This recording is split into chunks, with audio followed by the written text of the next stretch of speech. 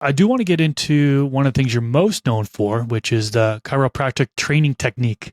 Can you describe what that is, how you came up with it, and how to do it, so on and so forth? I love that name too. Somebody along the way, like 10 years in, said, hey, that's like chiropractic, Kushman Chiropractic. I was like, I was calling it super cropping.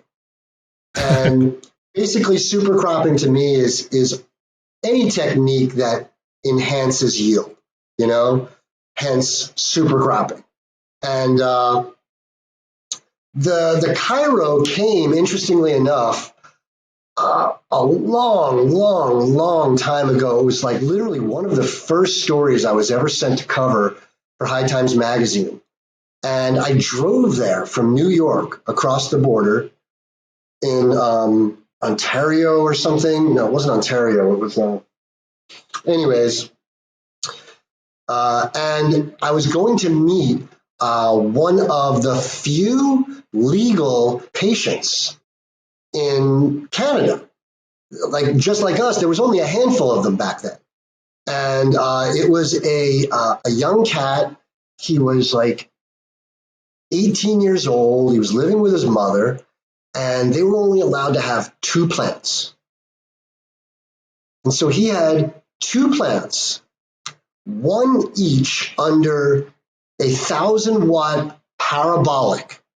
Do you remember those 7-panel 45-inch parabolic reflectors? It looks like a dog cone collar around an exposed bulb turned upside down. I actually used those for the first 10 years of my growing. And so what he did was, because he was only allowed to have two plants, he basically had the plant right underneath where the bulb was. And he had the plant trained like a candelabra. So the bucket is in the middle, and he's got a little bit of stalk coming up. And as soon as the stalk starts, he's got a branch trained out like this. And there's little nodes sticking up here and here and here. And he's got a branch coming this way. And then there's nodes sticking up here and here and here. So if you could picture underneath this parabolic light, the light hangs down to here, he has a plant that is all trained out with all these branches and all these nodes standing up so that the ones on the outside are the same distance from the bulb, roughly 2 feet from the bulb, 2.5 feet, as the one underneath it. And so he created this arena underneath of this plant. And he did it with a combination of bending and twisting. And he was using, it was like a floral, the wire they use for floral arrangements to keep them in place. It's a real stiff wire. And it was the most amazing thing I ever saw. And I, being more lazy than he had more time on his hands than I did to do that one thing, I guess, and I had a real job.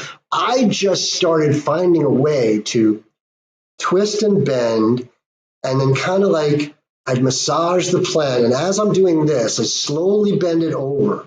I'd first break the inner herd and then slowly bend it over like this until it sat down perpendicular, and then take my thumb underneath and do a little pinch, just a little pinch, just enough so that it couldn't grow back up there.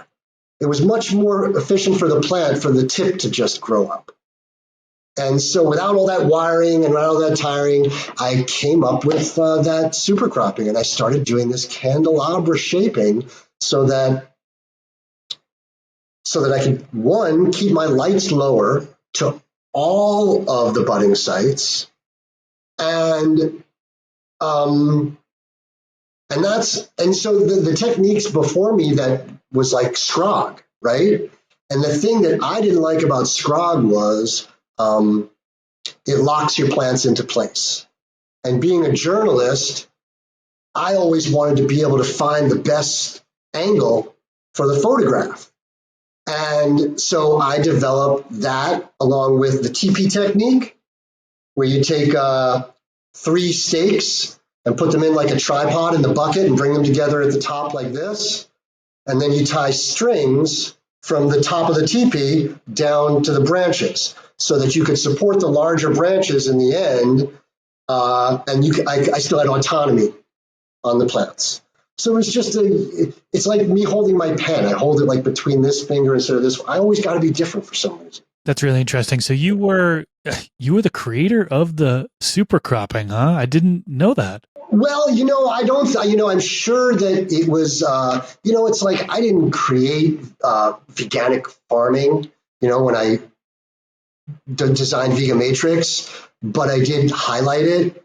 I did kind of bring it to the forefront. And that's maybe what I did is, I brought it to the forefront that you could do these uber manipulations. I used to tell this story about somebody who told me once, literally this old man, he said, yeah, when we grew in the woods and stuff. He said, when I put my seeds in the ground, I'd come back later in the season and I would just stomp on them. I'd just stomp on them, crush them, boom, boom. I'd walk through the garden 2 or 3 times. And then the ones that grew back up were the strongest ones. And I didn't have to worry about going too tall so people could see them. It's like they're weeds.